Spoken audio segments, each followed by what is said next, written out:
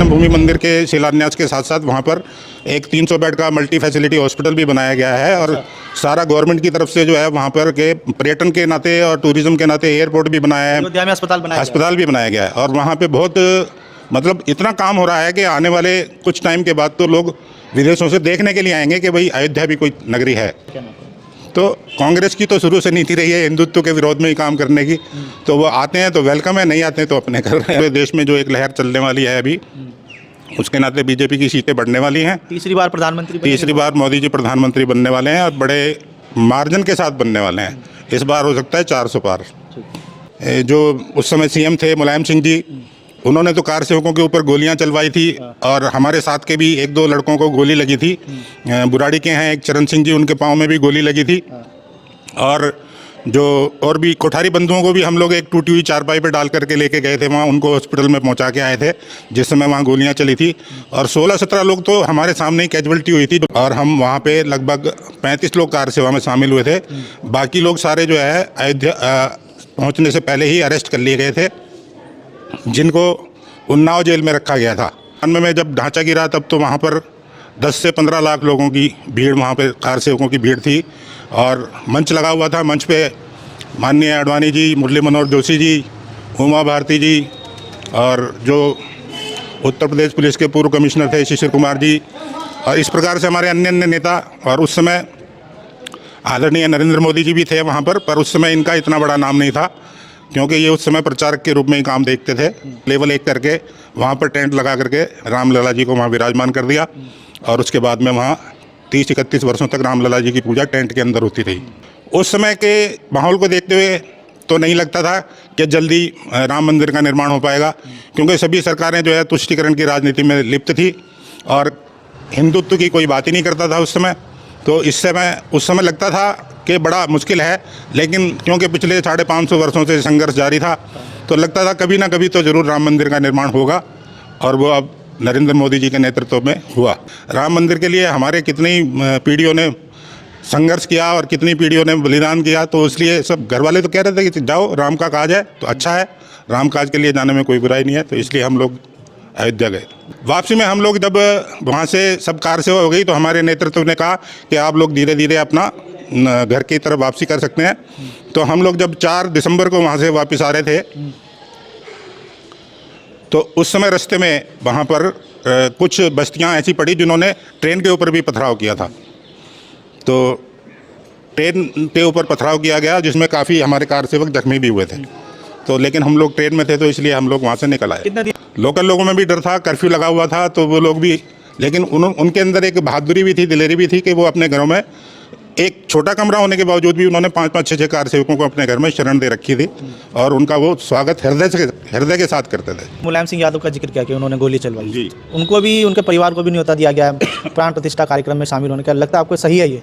देखिए, अगर व्यक्तिगत तौर पे हम देखें तो मेरे विचार में तो सही नहीं है, लेकिन ये हमारे नेतृत्व का, विश्व हिंदू परिषद का वो है, क्योंकि क्षमा बड़न को चाहिए, छोटन को अपराध। हमारे नेतृत्व में यह है कि वो सबको क्षमा कर देते हैं और सबको हिंदुत्व के नाते हम सबको एकजुट लेकर के वसुधैव कुटुंबकम की नीति लेकर के चलते हैं, इसलिए सबको आमंत्रित करते हैं। देश में क्या नाम है आपका? प्रदीप चौहान नाम है जी।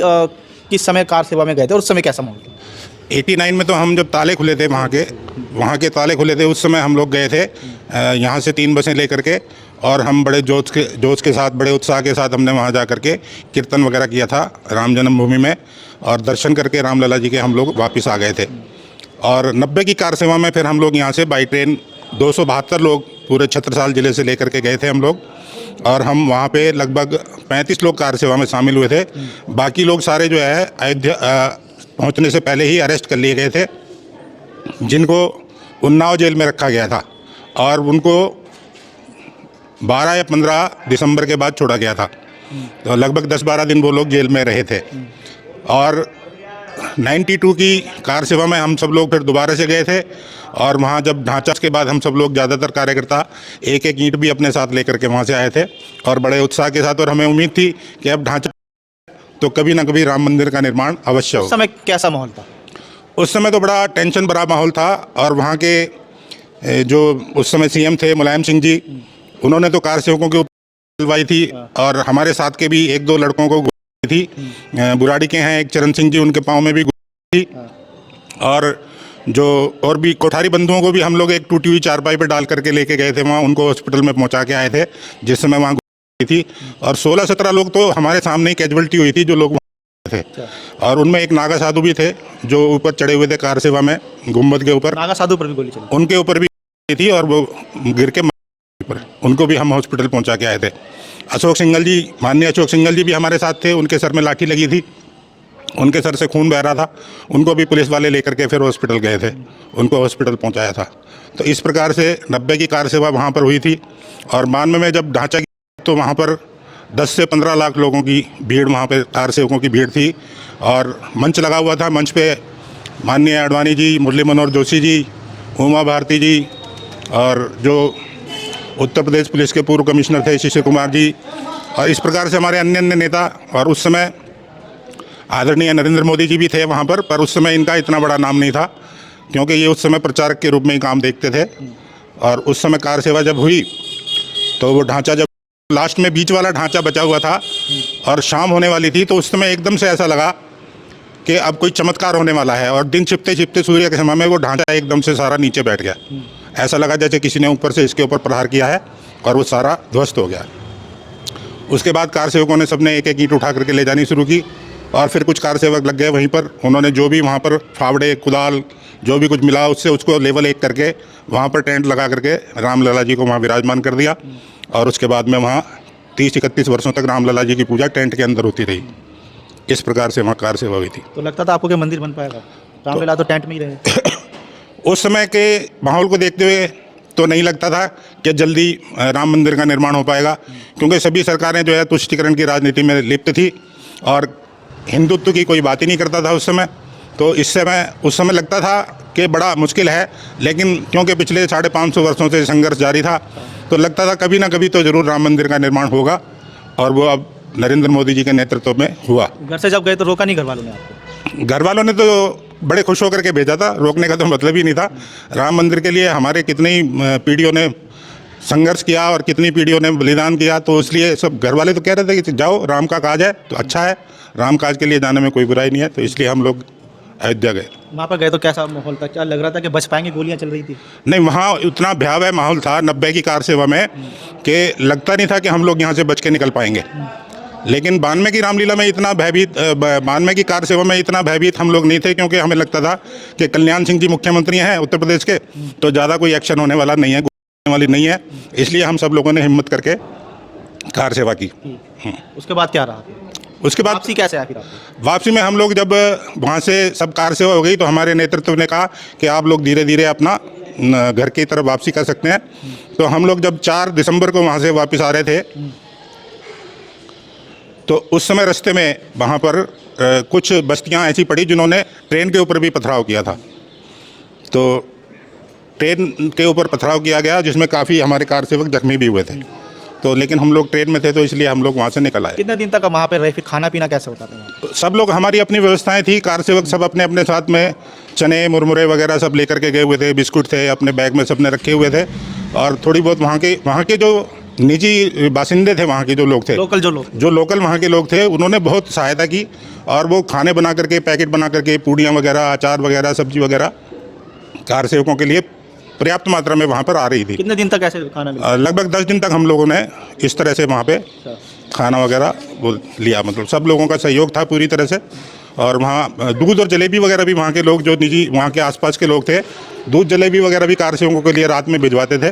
तो हम लोग ने वहाँ पे मतलब किसी भी प्रकार की कोई कमी महसूस नहीं हुई हमें। रहना फिर कैसे होता था? रहना तो ये होता था, जितने वहाँ आश्रम थे, मंदिर थे, उन सब में, उनके बरामदे में सब हम लोग अपने बिस्तर वगैरह लेके, कंबल वगैरह लेके गए हुए थे। उनके बरामदे में जहाँ भी जगह मिलती थी, कार सेवकपुरम में भी, क्योंकि ठहरने की व्यवस्था केवल 5 लाख लोगों की थी और लोग वहाँ पे 12 से 15 लाख लोग थे उस समय अयोध्या में। तो इसलिए सबको जहाँ जगह मिलती थी, सब लोग ग्रुप बना करके वहाँ ठहर जाते थे। क्या लोकल जो लोग थे उनमें भी डर था? लोकल लोगों में भी डर था, कर्फ्यू लगा हुआ था, तो वो लोग भी, लेकिन उनके अंदर एक बहादुरी भी थी, दिलेरी भी थी कि वो अपने घरों में, एक छोटा कमरा होने के बावजूद भी उन्होंने 5-5, 6-6 कार सेवकों को अपने घर में शरण दे रखी थी। और उनका वो स्वागत हृदय के साथ करते थे। उनके अंदर बड़ी खुशी और उत्साह था, वो चाहते थे कि ऐसा हो। तो सब लोगों ने बहुत सपोर्ट किया। पहले लगता था आपको कि मंदिर बन पाएगा? नहीं, उससे पहले, कार सेवा से पहले नहीं लगता था कि अभी जल्दी में इस प्रकार से मंदिर बन पाएगा।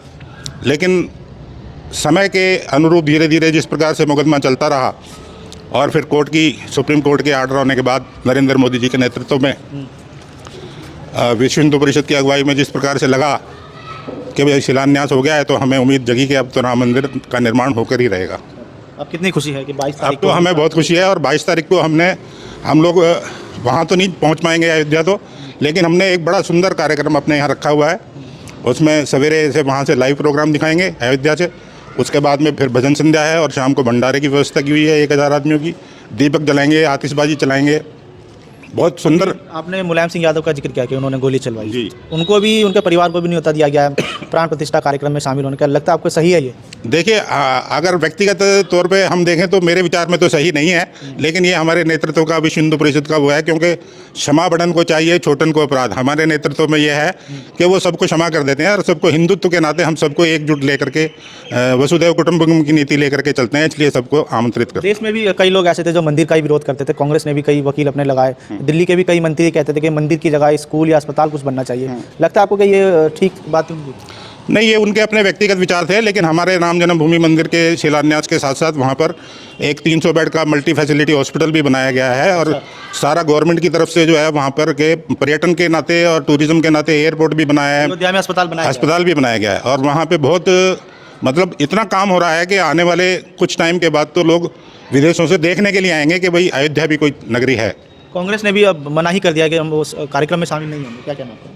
तो कांग्रेस की तो शुरू से नीति रही है हिंदुत्व के विरोध में ही काम करने की, तो वो आते हैं तो वेलकम है, नहीं आते हैं तो अपने कर रहे हैं, उसमें भीड़ कम होगी, उसमें अच्छा है कांग्रेस के लोग कम आए तो। लोकसभा के चुनाव भी कुछ महीनों के बाद हैं, हाँ जी, फर्क रहेगा राम मंदिर के बनने का? बिल्कुल फ़र्क रहेगा। और आने वाले समय में तो हिंदुत्व की भावना को देखते हुए पूरे देश में जो एक लहर चलने वाली है अभी, उसके नाते बीजेपी की सीटें बढ़ने वाली हैं। तीसरी बार मोदी जी प्रधानमंत्री बनने वाले हैं और बड़े मार्जिन के साथ बनने वाले हैं। इस बार हो सकता है 400 पार।